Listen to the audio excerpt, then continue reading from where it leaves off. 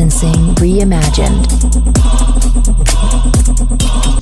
Bonjour à tous, heureux de vous revoir encore en ce jour très précieux pour notre formation surtout. Aujourd'hui, je suis là pour vous présenter ce nouvel outil.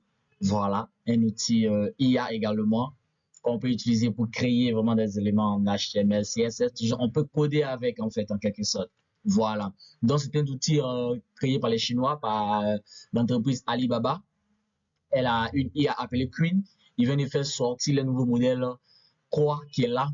Vraiment, c'est assez bluffant de voir à quel point le niveau est vraiment élevé. Oui, parce que j'ai eu à tester l'interface Queen ici, mais, dans le passé, mais les niveaux n'étaient pas très bons. Mais cette fois-ci, ce modèle qui est sorti, le Queen 3, il est vraiment spectaculaire. C'est qu'on va faire aujourd'hui. On va essayer de recréer le pourcentage d'une batterie. Voilà, pour ceux qui suivent ma chaîne, j'ai codé cela en HTML, CSS et JavaScript. Voilà, la vidéo est toujours disponible sur ma chaîne pour ceux qui veulent la voir. Donc aujourd'hui, on va le dire à une IA de nous créer cette interface-là pour pouvoir retranscrire un peu les données de la batterie ici de façon directe. Tout d'abord, avant de commencer, abonnez-vous à la chaîne, activez la notification et lâchez le pouce bleu. Donc, ce que nous allons faire, nous allons lui trouver le prompt. Voilà, comme d'habitude, actuellement, j'ai déjà fait le prompt avec ChatGPT. Donc, on va pas revenir dessus pour ne pas rendre la vidéo trop longue. Et vous allez ouvrir Queen. Voilà, vous partez, vous tapez Queen 3 et automatiquement, vous tombez sur le site. Mais vous aurez le site dans la description pour ceux qui veulent la tester également. Donc, ce que nous allons faire, je vais coller le prompt ici. Voilà, on peut voir que c'est un prompt pas trop grand. Créez-moi une page HTML, JavaScript, utilisez l'API batterie statut pour afficher en temps réel le niveau de la batterie, le pourcentage va s'afficher. Bon, ici, il essaie de donner un peu quelques exemples et des conditions au cas où si la batterie est à 15%, 75%, à 50%, tout ça, pour pouvoir le voir. Il faut lui préciser que tu veux en HTML, CSS et JS. Là, comme ça, il pourra vraiment donner. Et ce qui est vraiment génial avec cet outil qui vient de sortir, ils ont ajouté une option dessus appelée penser.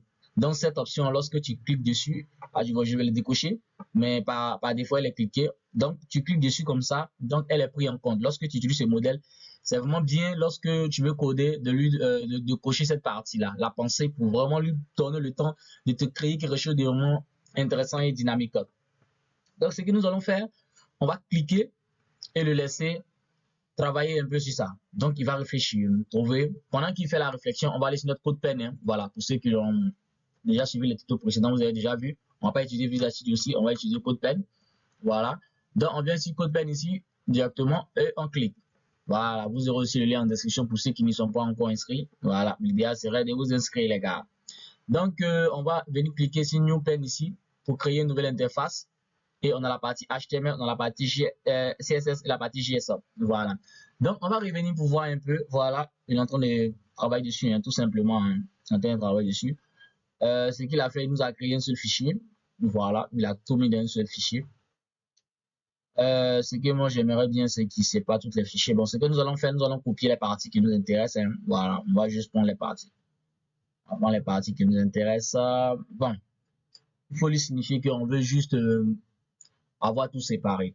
Voilà, sépare les différents fichiers. Sépare, laissez-moi là, sépare les différents. Qu'est-ce que je fais? Les différents fichier. Voilà, comme ça, il ne donne pas à part. Et puis, nous, on a que à copier, à coller, quoi, tout simplement. Voilà. Donc, il est en train de mouliner un peu. C'est vrai, il met du temps aussi à répondre, tout ça. Il faut noter un peu. C'est un outil vraiment. Ils ont essayé de le pousser. Il est un peu sophistiqué. Donc, tout ça, on peut voir. Mais je sais pas pourquoi il me fait ces lignes. Ok, tout est bon maintenant. Il a réussi. Il est en train de tout mettre à point. Donc, ce que nous allons faire, on va copier en même temps, pendant qu'il fait le reste. Là, comme ça, on va aller pas à pas. Donc, je colle le code HTML ici. Voilà. Après, on va chercher le code CSS qui est là. Donc, vous voyez, tout simplement, on va venir coller le code CSS également ici. Et on voit déjà la barre de chargement. C'est pas un truc comme ça que je voulais, mais c'est pas grave. Ceci est parfait. Ça peut déjà, ce qui veut voir si ça fonctionne. Voilà. C'est pour voir si ça fonctionne. Et on va coller la partie fonctionnelle JS ici. Donc, on va voir que ça va mouliner un peu. Ça va, ok, Ok, j'espère qu'il n'y a pas de problème, hein, parce que là, je n'arrive plus à rien voir sur mon code PIN. Ok, ok, ok. Ici, je crois qu'il y a un souci. Je ne sais pas lequel. D'accord, laissez-moi cliquer ici pour voir. Donc, vous pouvez déjà voir ici. Let more. Ok, non, non, non, non, non, c'est pas ce que je veux, mon gars. C'est pas ce que je veux.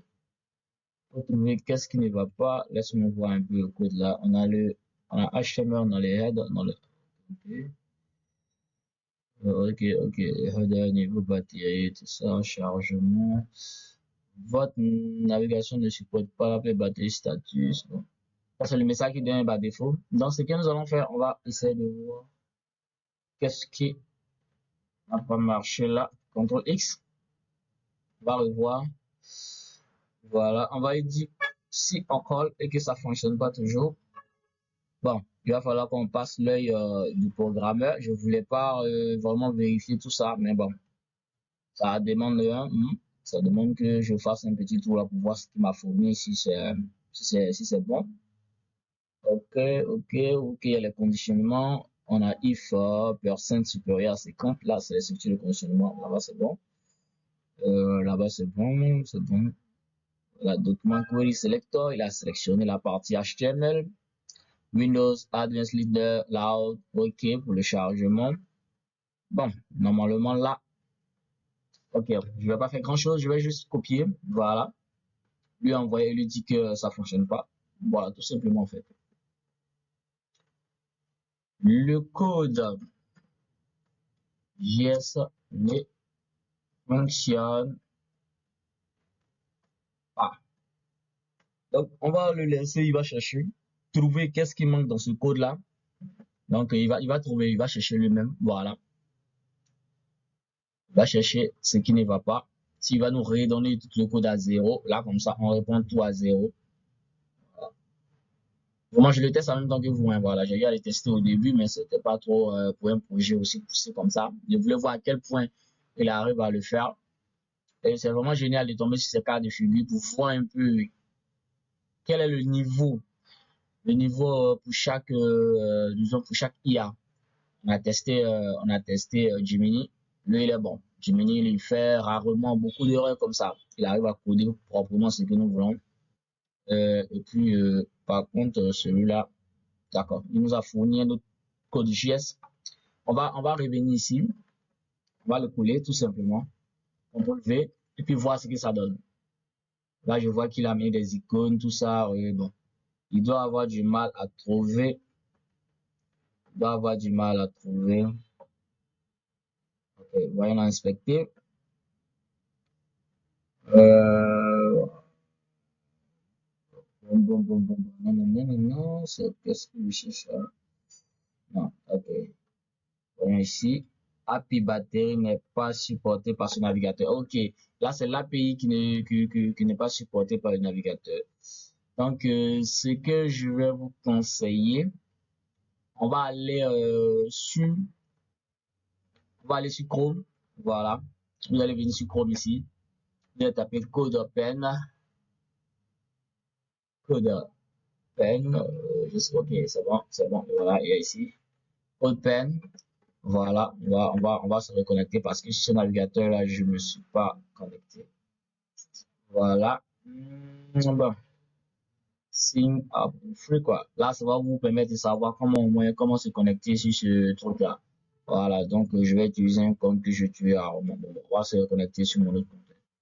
Voilà. En tous les cas, tout ça, je vais.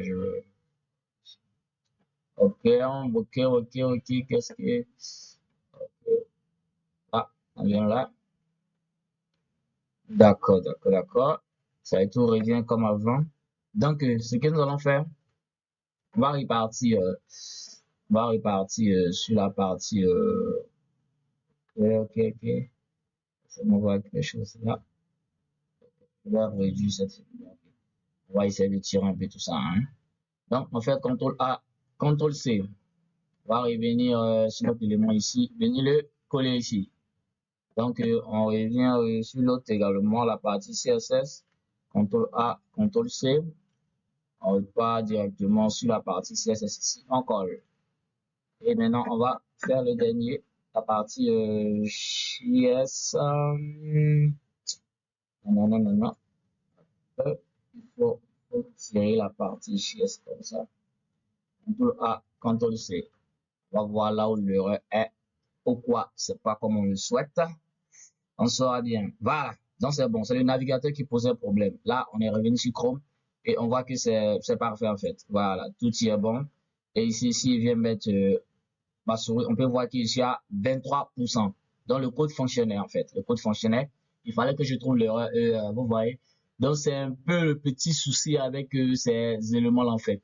Il faut avoir fait du code quand même pour vraiment comprendre un peu certaines erreurs. C'est pourquoi je demande à ceux qui veulent vraiment rentrer, aller en profondeur, dessus la formation qui va être bientôt disponible. Voilà. Et n'hésitez pas aussi de me poser toutes les questions dans les commentaires. Je me ferai le plaisir de les lire. Voilà. Et surtout, abonnez-vous à la chaîne, likez et activez la cloche de notification.